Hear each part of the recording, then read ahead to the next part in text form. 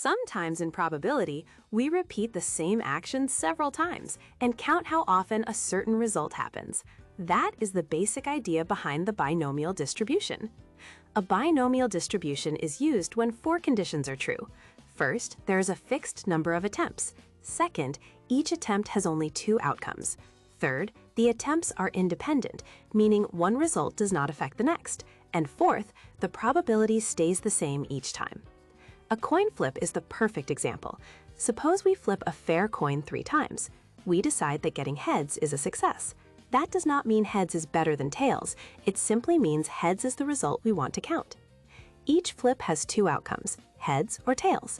The flips are independent, and the chance of heads is always 1/2.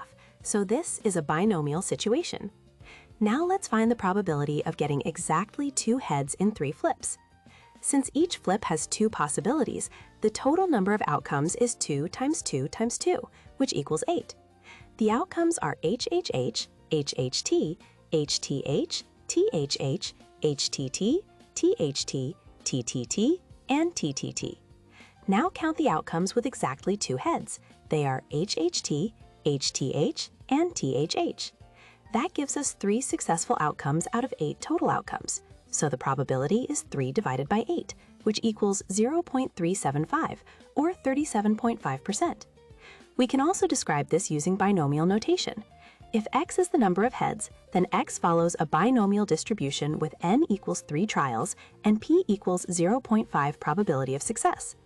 The binomial formula gives the same answer, but for small examples, listing outcomes helps build intuition first.